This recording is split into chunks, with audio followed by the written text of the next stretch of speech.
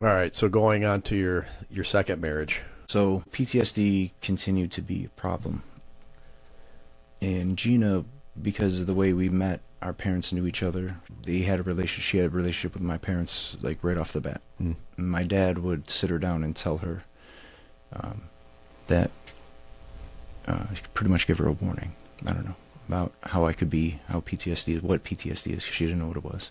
And the first thing that was like amazing was that she bought a PTSD book for herself to read, and then she bought me it's a military to civilian guide book. They don't sell it anymore, but she bought me that this book for PTSD, and I just felt like, wow, she actually cares.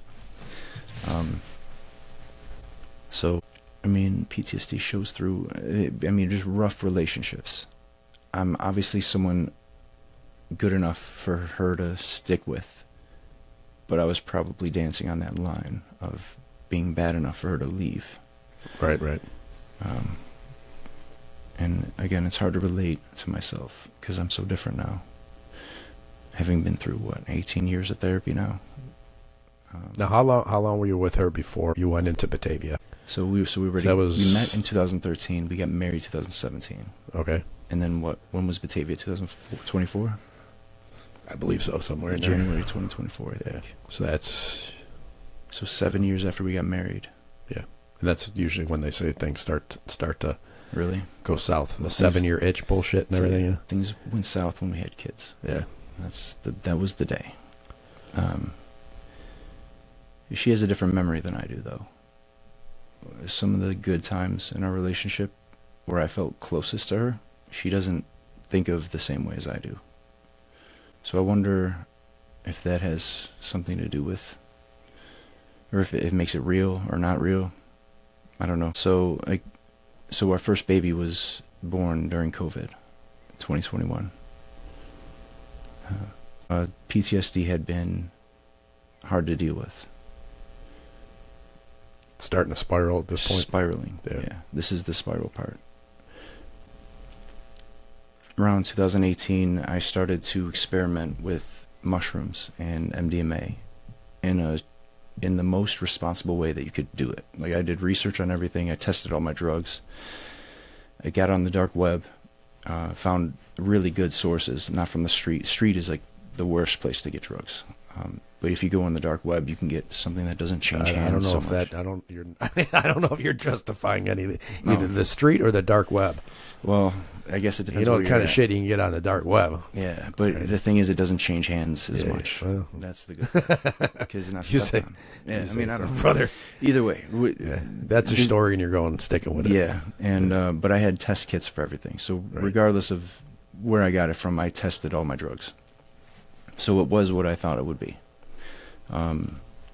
Also wrote down how much I took. I weighed everything. Told everyone that I was doing it. Everyone knew what I was doing. And I did all the drugs by myself in my basement, my dark basement. Yeah, that's usually not good then. I'm not saying I was happy. So I did it. I was doing mushrooms. Mushrooms helped a lot with my mindset going in was because I was suicidal. I had been suicidal for years, and I was sick of wanting to die every day. So I thought, if I'm gonna die, I might as well experience all the different ways to perceive. I might have started with that before segueing into drug use, because that was my whole reason for exploring. I wanted to see if I could end the suicidality in me, and mushrooms helped a lot. Yeah. Well, if you do them right, I go. Were you trying to microdose, or that was microdosing? Is that how? Yeah. I never really did hefty doses of anything. Yeah. See, a lot of us can't really do that. So it's like, and I've heard about the microdosing too, and it's like, yeah, usually if I have a beer or something like that, or like a lot of times I go overboard when I try to do that stuff, right? So I never got the microdosing to. I know if I started that stuff, then it would end up probably bad anyway. So, but I mean, there's people that can take more than the. Oh yeah, absolutely. Because then it's like, I got all these fucking mushrooms, and I've been microdosing, so I got a lot, and it's now Friday, and there's a big fucking weekend fucking party at the clubhouse, so yeah, I'll just bring them along, right? And Yeah. that's exactly where it's gonna go. Yeah, so I was in a different life. I never really wanted to see anybody. Yeah, I was in my well, you're basement isolating at that regardless. point, I right? was Yeah. completely isolating. Yeah. As much as a person could isolate, I never left. Yeah. Beard, like didn't shave. Mm-hmm. So I didn't do them with anybody because the only people I trusted were Marines. Yeah, yeah, But then, one Marine that I went to Iraq with moved in with me in 2018. So after I had started this endeavor, mm-hmm. he ends up moving in with me and made me feel much safer to experiment with drugs. Yeah, because well, he yeah, had- I was gonna say to- two Marines together and forget about it. We're especially this Marine. yeah, He had more experience than I did. yeah. So we're gonna get all the drugs and alcohol and So he lived in my house in the next room over. He was having marital problems. All my Marines that I was deployed with, they all had PTSD in different ways. well, the whole marital problems was the whole thing with the Marine Corps too. Yeah, marital problems. It's You know. like this pinnacle there. So lucky me, had my Iraq buddy live with me. That was actually great. Great experience. MDMA, by the way, stand by that as far as everything goes. Yeah. First time I did it with Gina, and talked about Iraq for the first time ever. And we talked for like 3 hours about Iraq, and she was listening intently and interested in what I had to say, because half the shit I was saying, like, I didn't want to tell anybody because I didn't think it was interesting. You know what I mean? I don't know. I just didn't want to talk about it. Yeah. But the way she was looking at me as I was telling her these stories, I just remember thinking, wow, she actually wants to hear this. I remember thinking, like, at the time. Mm-hmm. But MDMA, I swear to God, like, if you can get on one of those, like, medical, I don't know how they're issuing it out now, but if you can get MDMA for your PTSD. Beyond the Sea Bag only endorses legal MDMA. Yeah, that's what I'm talking about. MDMA. We only support the legal version. 100%. If you can That's get my it, disclaimer. exactly, I'm with that. If you can get that, because there's no way you can get, like, pure shit on the street. You can't find it. The best way to do it is through a doctor. You just probably put some restrictions on this episode already. With the Sorry. I'll be like, damn it. I'm dead serious though. If you got PTSD, I would seek that one out if you haven't tried anything. I've heard about some of that, especially like microdosing. Mm-hmm. Yeah, so I don't know, man. That's a slippery slope sometimes. You know, I know, and it like, maybe it you isn't gotta have- for everybody. Yeah, and you got to have people that you trust around you too. Mhm, definitely. Yeah, because I remember telling. There's only been maybe a couple times. I mean, the last relationship that I was in, that she freaking used some of the shit that I told her. That's my paranoid about it. Like, if I tell you some of this shit, are you going to use it against me? And this one did. Yeah. Right. And then, I mean, I told my second wife a couple things, and you tell them too much, and then all of a sudden it's like their eyes are like this, and they're like, get me out of here now, right? What the fuck is this, right? And you can see it in their eyes, and it's like, maybe I might have went too far. You can't take it back. Yeah. And then it's like it's out there, and then I feel like they're looking at you different and everything, and then after that, it's like, I'm not gonna fucking talk about fuck that. I'm not doing it. I'm not taking that chance. What you're talking about, I had that experience later on in this same marriage, where I felt like I couldn't talk to her about anything. I couldn't tell her how I felt because she would just use it against me. So I know what you're saying, and it's a bad place to be when you're with somebody that you cannot talk to. Yeah, that's horrible. Ooh. Yeah, it's a different kind of. Yeah, and you don't even want to be home. Yeah. You don't even want to go home. I remember sometimes I would come home from work and be like, where can I go? Yeah, I go home. But then your kids are there too, and you feel freaking horrible for them, and it's a bad place. I know exactly what you're talking about. Yeah. So the way all that ended was I started dabbling with cocaine, and that one got out of hand. and it started taking everything from me. It became the only thing I wanted. I didn't want any other drugs. I didn't want any other substances. I didn't want anything else from anybody except cocaine. It took a few months, but slowly, from moment one, when I first did the line, it was starting to take me away. It was so slow. It took me slowly, one line at a time, until I was living for it. And it was its own nightmare, being addicted to cocaine. I couldn't stop. I tried to stop.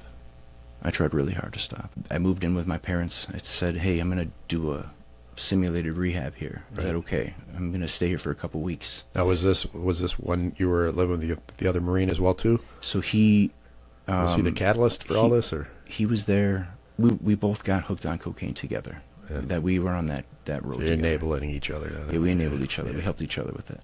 And then we were both trying to stop with each other. And we were really trying to help each other. He ends up leaving one day. And I think it was because he was trying to separate from the cocaine situation. At the same time, I was putting myself into a rehab for that reason. But to talk about cocaine addiction, I was very serious about this. So I told my parents, sat them down, told them, I said, listen, I can't stop doing cocaine. Like, it's not funny. Like, I'm dead serious. Like my nose is bleeding and I'm still trying to do cocaine and I cannot do it because my nose is so stuffed and I can't get enough. And it's horrible. And so I asked them to stay at their house for a few weeks. The first day, I was doing cocaine in their bathroom. And I wasn't. This isn't like have a party. This isn't like you're just doing cocaine. No, my nose was bleeding. My fucking everything was bleeding there. Like, I didn't want to do it. Like, that's how bad it is. I couldn't stop for a day. Yeah. In an environment I thought was a safe environment. So I knew I needed something else. So I went into a different rehab for 56 days. This is all before Batavia then. So this is all before Batavia. This is 2019 now. 19, okay. So you still got a ways to go before you went in. I left that rehab because of EMDR. I had a bad reaction to EMDR. She tried to give me EMDR, this counselor. Yeah. But she didn't close the memory or whatever. I don't know how it all works. But she reopened something and she never closed it. So there I was as a fucking 7-year-old getting hit by my dad. Yeah. So you just never finish it out because you're supposed to let it. I remember at the end, it's kind of like you wave it goodbye or something like that. Or, there's like some. It's like that goes. Now, you see it here, up here, but it's really there, and you're just looking at it. And you're okay, bye, it's all done. Yeah, so we skipped that part. So there I was stuck in this childhood memory. Like I was like literally like feeling my dad's hand on my ass. Yeah. Like I was feeling injuries. Like it was fucking weird. I never hallucinated before. Yeah. Like not like from sobriety, like, you know what I mean? I know what a hallucination is, but I never felt a physical injury while I was awake. I never felt this childish fear inside that I couldn't get away from. Like, there was nothing to do, but I felt this childhood fear, like this kid fear that I could not shake the emotion. So I was stuck there for a little while. That screwed me up bad. So EMDR is a wonder if you do it right. But it's pretty potent. Yeah, it's pretty potent. So and that's one of the things that I never thought about. It like now that you're saying that now, it's because they had an open book, man, at Batavia, and they could really done some damage too if you didn't have the right people out there. And we got, who was your counselor again? Dr. H. Dr. H. Mm-hmm. So she was older and she knew what she was doing. I think that shit towards the end and everything was bullshit, but whatever, you know. Mm-hmm. But mine was brand new. Yours was new. Mine's new. Mine was new that she did with me. Yeah. And thank God she knew what the fuck she was doing, because I was thinking about that. It just, as you saying that, it's like, man, I kind of was just like, that was an experiment type. I mean, I was probably one of the first. Me and Andrew, I think we had him. Might have been one other dude, but it was like we were the first ones. I read about what they were giving you because I never heard of it, and I had been in therapy for years, and I've heard of like everything. Yeah, you guys were you guys were Oh, really? experimenting. Oh, take it. The written exposure therapy. Oh, yeah. That you guys were the first. Was it? Yeah, you guys are up there on the top. Like, as far as the therapy goes? Like, nationwide? That's new. That's not even, like, written about yet. I mean, it's written about, but it's not, like, I guess mainstream. That's Batavia. I haven't fucking killed anybody yet. So. Well, if it worked, then it's somewhere else now. But it's because of you that it's there. Yeah. So, I mean, if you like to write, I mean, I didn't have a problem. But I don't want to go back. So I think a lot of the shit got taken care of that was still there. So, and I know that's the same for you, because we're getting there. We're almost there. So EMDR fucked me up, set me off down a aggravated PTSD spiral, but I stopped doing drugs. So after that, I was living the sober life until I had a baby. So my next event was my first baby in 2021. Her birthday is 4/3/21. Isn't that crazy? And everything was great from my point of view. Gina was different, though. She was notably different. Everything was different between us. She wouldn't let me parent my way. Wouldn't let me. I felt like she wouldn't let me see the kid without. Like, I mean, it was like everything was different. Like, we weren't a team anymore. It was like postpartum shit that they tell you about, or no? She never got checked. But my best insight into this is yes, there was some hormonal change that she couldn't shake, because she was very different and very did not like me anymore. So basically, shit started to fall apart and everything after the the babies. Yeah, baby. But then I had a second baby. Right. It got worse 2 years later. It stayed bad. It couldn't get worse. That was what year? So she's 23. 1, 2, 2, 2, 3. Okay, 23. Yeah. 23. Yeah. So that was right before Batavia. Then. A year before. So my grandfather died. I stopped doing everything. I stopped calling people. 2022. He died. I stopped answering my phone. I stopped talking. I stopped doing anything that I didn't need to do. Literally didn't tell anyone. Like, you could have called me and I didn't answer. I wasn't answering. Like, I completely shut down in a way where I was incapable of calling people back. I would pick up my phone and my hand would start to shake. When I would think about getting back, I would start to have like this kind of a panic, this anxiety-driven like experience. Every time I thought about reaching out to somebody, I was in school at the time, in a mental health counseling program. By the way, through all this, I got my MBA. I didn't in 2015. So I was in business, started a business, closed a business, had a nonprofit. Now we're on my second master's. So GI Bill's done. I'm taking out student loans at this point. Going to school online because it was during COVID and after COVID. And I dropped down from 4 classes to 2 classes, then to 1 class, and I was still asking for like deadline favors, and my business school would have just kicked me out of the school, but because it's mental health counseling, if I have a bad day, they have to help me. I need help. I'm fucked up. So they're being really want to nice. Be a counselor. Dude, they're being so nice about these deadlines. They're like, all right, just get the assignment done when you can. Just thanks for saying something ahead of time. Yeah. But I was sick of asking for favors, so I just didn't enroll in the next class until I could get my shit together. A whole year passed, and I was further down. I couldn't. It's hard. Again, I can't relate to this so much today, and it sounds silly, but if I had set a goal for sweeping the kitchen floor, and that's all I had to do for one day, I couldn't do it. I couldn't get out of bed. I couldn't function. I couldn't shower every day. I couldn't shave every day. I couldn't take care of myself. I remember crying for whole days, and I wasn't sleeping. I mean, I would stay up for 5 days straight. Like, the longest I've ever stayed up straight was 5 days.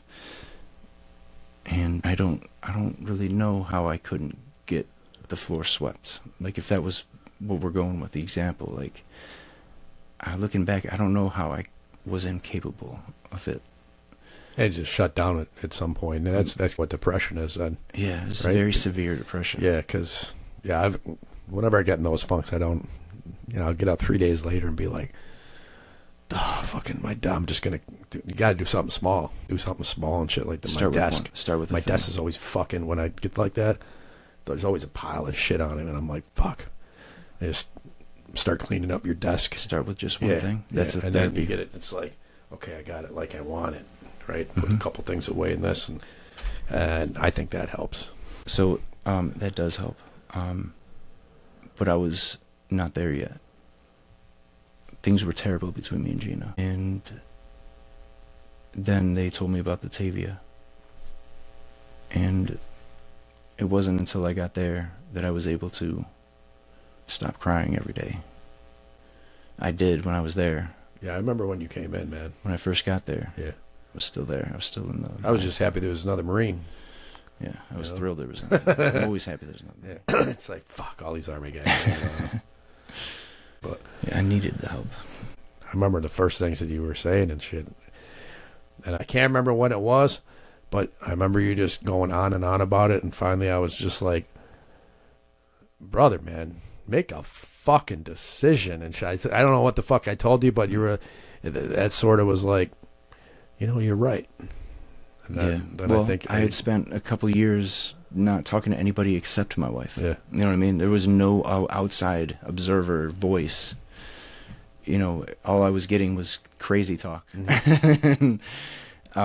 So being in Batavia was at least being around other people that were seeing the same reality as me. Yeah. You know what I mean? And telling me what I'm seeing isn't crazy. Right. Like, what I'm seeing we've is all happening. gone through it and everything, and everyone gets it. Yeah, no gaslighting at Batavia. No. I remember your conversations that we had and the whole groups have and everything. I just remember a lot of the stuff because it would almost like go in a circle when you first got there. It was almost like a circle because we would suggest things and you were always, well, but if I do that, then I remember that crap, because right? I had tried. Yeah. Because again, I'm in a mental health counseling program. I'm not dumb. Yeah. You know what I mean? As much as she tells me I am sometimes. Right. I've tried. I know a lot about relationships, like as far as like managing emotions and all this other stuff, like communication. I know it all. I know, just because I'm a depressed motherfucker with PTSD doesn't mean I don't know the right ways of doing things. Communicating with this woman was not possible. It just wasn't. I tried all of the ideas, all of the examples, all of the things that the book says to do. I tried all of those. And I was creative, and I come up with another way, and I didn't do that. That didn't work either. The problem wasn't me. It was nothing that I was doing. The only thing that I wasn't doing right was setting boundaries, which is what you got me. Yeah. You got me doing. Yeah. And I think I remember that conversation because it finally got to the point where it was like, okay, you've struck down all this stuff that we've said, the book says, whatever, all this counselor says and shit like that, and it's not working. And it's like, all right, well, what? I think I asked you that. I said, what do you want to do then? Mm-hmm. It's like you either want to fix it or not, man. The thing is, when you're in the situation, it's not hard. Clear because it's like, well, if I leave, then I'm leaving my kids. Right. And then all of a sudden it's really complicated. Right. But setting boundaries kind of takes the pressure off in a way. If I set these boundaries and she crosses them, then she made the decision. She chose it, not me. Right. So yeah, it sucks. Now I'm going to be leaving the house, but she chose that. And that's what it took a long time. You remember how many times we said boundaries? Yeah. We said boundaries. And it literally took forever to click. But once it did, that's what I needed. That's what I needed in me. But as far as like being capable of sweeping the floor again, I got to attribute that to the MEMI trauma treatment that she gave me. It's the eye movement thing. Oh, that's right. Did you do that one? I think so. Where she moves her pen back and forth like this? Yeah. Okay. Was that what it was? MEMI, yeah. So that one, changed my fucking life. That's the reason I'm here today. Like, I remember the first session we did. I was talking about an event in Afghanistan that I wasn't able to talk about without like shaking and sweating and like losing my breath, and I just like couldn't get through it. And you know what it feels like? It feels like if someone asked you, "What'd you do 3 years ago on Christmas?" You'd be like, you'd be able to figure it out if you think about it. But it's not like no emotional ties. Like, you're not gonna like start losing your catch your breath and stuff when you. It's like that. It went from something that just happened to something like, oh yeah, in Afghanistan that did happen. Oh yeah, like a memory, the way a memory should be. And we did that with another event, and then a week later I registered to school again. I started calling people back. Like, are you serious? I hadn't talked to people in 2 years, a little bit over 2 years. I dropped out of school for over a year, and I do that MEMI shit. Now I'm registering for classes and I'm calling people back. Right. And then we kept doing it for more. Like, we finished all the memories and traumas and stuff, and I felt like normal again. Like, just, I never thought I'd feel that way. That's Batavia then, right? And that was all Batavia. All right. Yeah. That's when I became functional and I was able to do things. All right, so going into your Batavia experience, so I remember how you came in, and you're pretty optimistic going out. So, but what else do you have to say about the whole? So, yeah, definitely was optimistic and looking forward to leaving. I left earlier than I should have, I think. I was just missing my kids, but I probably should have stayed a couple extra weeks. But regardless, I was prepared enough. So I go home and I talk to my wife and I tell her I set boundaries. It was simply put, I set boundaries. Told her what I will not put up with anymore, and right. What will happen if this happens, because that had just happened. Like, the shit just happened. So now I'm telling her, like, this will not happen again. Mm-hmm. She knew I was serious because I told her, like, I didn't just say, like, or I'm going to leave. I said, or I'm going to tell my parents that I'm coming over now, because it's already set up. Like, it's set up. The room is there. Like, this is what's going to happen. This is the schedule. We're going to see the kids. I've already planned everything. This is what life will be if you do this again. Made it very, very clear. And she just stopped acting crazy. She stopped gaslighting me. She stopped acting crazy. I don't know what to say. I mean, I already had cameras in the house. I was already showing her herself. Mm-hmm. This is what you just said. And none of that was working. You would think that would work. But what worked was setting the boundary and being prepared to actually do it, which is what I needed. Yeah. What you said to me. Yeah, I remember that. Yeah. Because threatening is one thing, and then you got to be ready. It's not really threatening. You're setting boundaries, but if you don't enforce those boundaries, then you got to enforce the boundary. Yeah, they're fucking useless, right? Yeah, exactly. Then they're gonna just walk over you more if they were walking over before, right? So and the hardest part is actually exercising the boundary, and doing it. But life couldn't get worse. I'll tell you.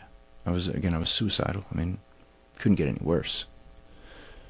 I mean, bar something happening to my kids. That was the only good thing about the worst time of my whole life, was that my kids were there. That was the only good part. So every once in a while,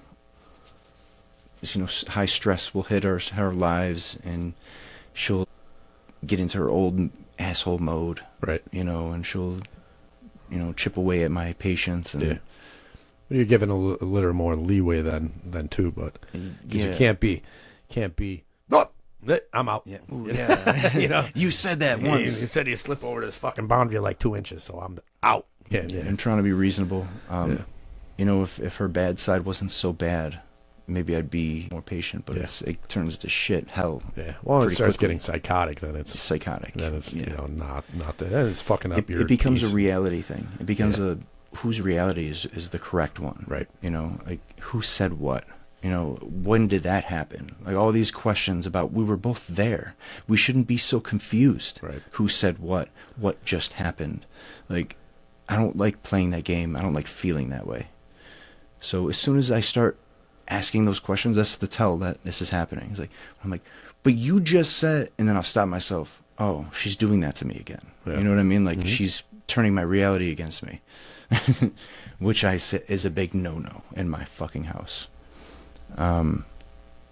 So yeah, you want to call it a good ending to the story? I mean, the story's not over. Yeah. Well, I remember when you said you wanted to come out and hang out and have a couple beers or whatever, and I think we were playing pool at the clubhouse, and I think I asked you something like, did you get permission to come out for this one, or how did that go over? You know, Yeah. right? Because I know usually when guys want to go out and their buddies and shit, they're like, we're gonna be home, you know, all that bullshit, right? Yeah. And when you said no, it was cool, I was like, wait a minute.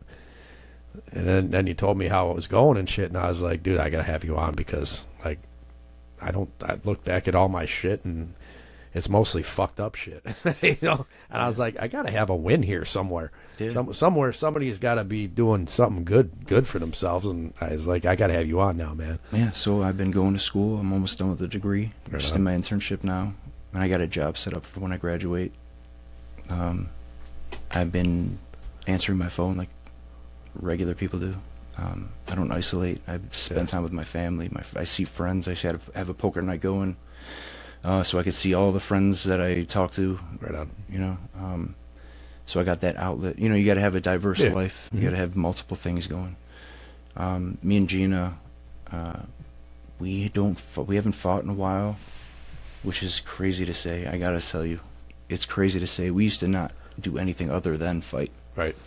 And for like a year, I mean, Yeah, that sucks. it was bad. And now I don't remember what our last argument was. So that's about. awesome. I was at a friend's house earlier today, and we were talking about putting the kids to bed and what time the kids go to bed. And I'm like, Sophia's up till 9:30 sometimes, and then she's like, when do you guys canoodle?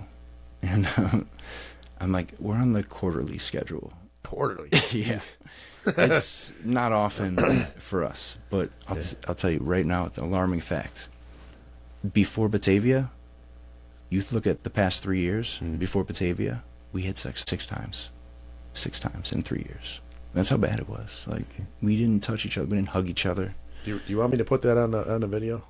What? That part? Yeah, I don't care. Okay. It's all out there now. It's all out I there. was like, oop, wait a minute. It's fine. Where's Hey, the mute facts are button? facts. This is life. This is what life was like. This was terrible. She's going to be like, you said what? Hey, my reality versus her reality. Yeah, I get it, man. No, Yeah, that sucks, man. It was. And so just looking at this year alone, we've had like 3 dates, Yeah.